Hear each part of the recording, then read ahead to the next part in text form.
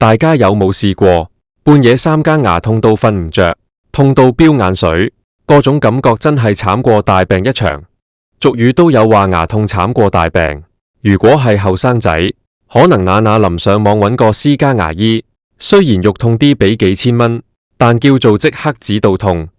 但係對於好多或者基層嘅街坊嚟講，去私家診所剝一隻牙，閒閒地都要成千蚊。如果係要做複雜啲嘅治療，分分鐘幾千銀落樓，真係好大負擔。所以一直以來，政府嘅牙科街症都係好多人嘅救命草。不過講起以前睇牙科街症，大家個腦入面肯定即刻浮現出一個畫面，就係天寒地凍或者落住大雨，一班擔張凳仔喺診所門口排通宵，有啲甚至係前一晚食完飯就去霸位，排足7、8個鐘，為嘅就係第二朝攞到嗰幾十個籌其中一個。見到啲公公婆婆排到腰酸背痛，有陣時排到天光先話無籌，真係見到都心酸。呢種情況係我哋香港維持咗好多年嘅現象，大家都覺得好無奈。但係今日我要同大家講一個好重要嘅消息，如果你或者你身邊嘅長者仲諗住半夜去排隊嘅話，千祈唔好再去啦，因為政府終於肯做嘢啦，個制度已經變咗啦。由2024年底開始，政府正式推行咗牙科街症網上登記系統，即係話以前嗰種鬥早排隊、鬥捱得眼瞓嘅日子已經過去啦。而家係用手機、用上網嚟攞籌。我知道好多聽到上網，手機就會好驚，覺得死啦，我識鬼用咩？咁即係叫我唔好睇啫。大家定啲嚟，唔使怕。今日呢條片我就會好詳細、好慢咁，一步一步教大家點樣用呢個新系統。我會講得好詳細，保證你聽完之後，就算係平時唔太識用電話嘅，都會知點樣做，甚至你可以叫你啲仔女幫你搞都得。首先講清楚少少背景資料先。呢個新安排係由衛生署喺2024年12月30號正式全面推行嘅。佢最主要嘅目的就係唔想再見到大家喺街邊排通宵。以前係先到先得，邊個早嚟邊個有，所以大家咪鬥早咯。而家改咗啦，變咗做網上登記加抽籤。記住係抽籤啊，即係話你唔使鬥快，總之你係指定時間入面登記咗，機會就係均等嘅，唔使話我要搶頭柱香。咁具體係點樣運作呢？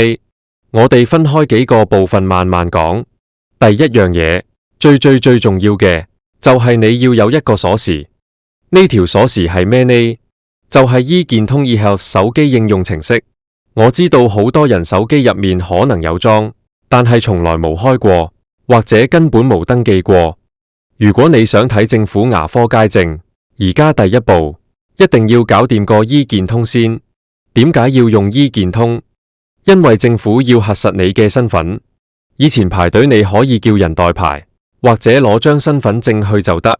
而家網上做，佢要確保你係香港居民，同埋每個人只可以登記一次，唔可以有人濫用。所以如果你未登記醫健通，記住帶埋你張身份證去郵局或者一啲貼有醫健通標誌嘅地點登記。當然最快嘅方法係用手機下載個 app， 然後配合智方便嚟認證。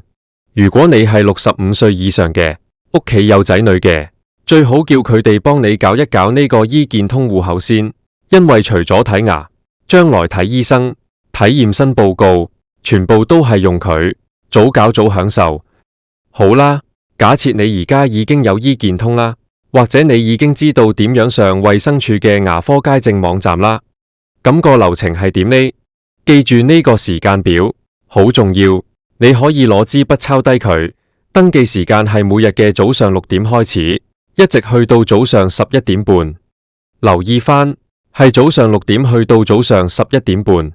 呢個時間係登記聽日嘅籌。舉個例，如果你想星期2睇牙，你就要係星期1嘅朝早6點至11點半上網登記。唔好搞錯時間啊！如果你下晝先去登記，個系統已經刪咗雜價啦。好多人會問，以前排隊我就知我有冇籌，而家上網登記，係咪即係鬥快冚掣？我再強調一次，唔係鬥快。由朝早6點至11點半呢5個半鐘頭入面，無論你係6點01分登記，定係11點29分登記，你中籤嘅機會都係一樣嘅。系統會係截止之後，即係11點半之後，用電腦隨機抽籤，所以大家唔使校鬧鐘6點起身同人搶，你可以他條條食個早餐，8、9點先慢慢開個電話嚟登記都未遲。咁點樣登記呢？步驟其實唔複雜。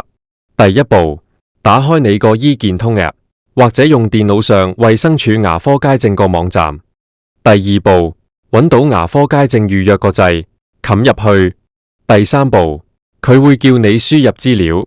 如果你用醫健通 App， 好多資料佢已經幫你填好咗，好似名啊、身份證號碼啊咁。你需要確認一下你個電話號碼係啱嘅，因為一陣間如果有籌，佢會 send SMS 短信通知你，電話錯咗就收唔到通知㗎啦。第四步，選擇你想去嘅診所。全香港目前有11間政府牙科診所提供街症服務，譬如話堅尼地城社區綜合大樓牙科診所、九龍城牙科診所、觀塘牙科診所、荃灣牙科診所等等。你要揀一間你最方便去嘅，不過要留意喎，每間診所開嘅日子都唔同，有啲係星期一、4開，有啲係星期2、5開，系統入面會顯示俾你睇邊間有開。你揀好診所之後，就可以提交申請。提交完之後，你會見到個畫面寫住已接納登記或者類似嘅字眼，咁就代表你已經入咗個抽獎箱啦。呢個時候你可以放低電話，做自己嘢先。去到幾點知道結果呢？答案係當日嘅中午12點半，大約去到下晝12點半左右，系統就會完成抽籤。如果你咁好彩中咗籤，你嘅手機就會收到一個 SMS 短信，個短信入面會寫住閣下已獲分配牙科街症名額，同埋會話你知係邊間診所，幾點鐘去登記。記住啊，收到短信先算係有籌。如果你去到1點鐘都收唔到短信，或者你上網查翻個狀態話未能獲分配名額，咁就即係今日唔好彩，抽唔中啦。講到呢度，可能有啲會擔心。咁咪即係碰運氣，如果我真係好痛咁點算？政府都有考慮到呢點。首先，個系統係有特別照顧長者嘅，所有名額入面有一半，即係50%，係預留俾65歲或者以上嘅長者優先抽籤。即係話，如果你係長者，你中籤嘅機會係比後生仔大好多嘅。呢個係政府為咗保障長者唔使同後生仔爭崩頭而做嘅安排。另外，如果你真係唔識用手機，屋企又無人幫手，係咪就睇唔到牙呢？又唔係絕路。政府雖然取消咗半夜排隊，但係佢哋保留咗協助登記嘅服務。如果你係65歲以上嘅長者，你可以係服務當日嘅前一日，朝早9點半至11點半呢段時間，親身去到任何一間有街症嘅牙科診所，嗰度會有職員幫你做網上登記。不過記住，職員只係幫你輸入資料去登記，唔係話你親身去就一定有籌，你依然係要同網上嘅人一齊抽籤嘅。不過起碼你唔使半夜去排隊，你可以朝早9點幾先施然行過去揾職員幫手。假設你好幸運，收到短信話你中咗籌，下一步要做咩呢？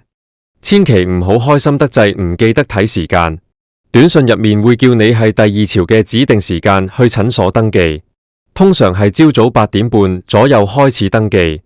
你一定要帶齊2樣嘢，第一係你登記嗰陣用嘅身份證明文件正本，即係身份證；第二就係你部手機要俾職員睇嗰個中籤嘅短信或者個2維碼。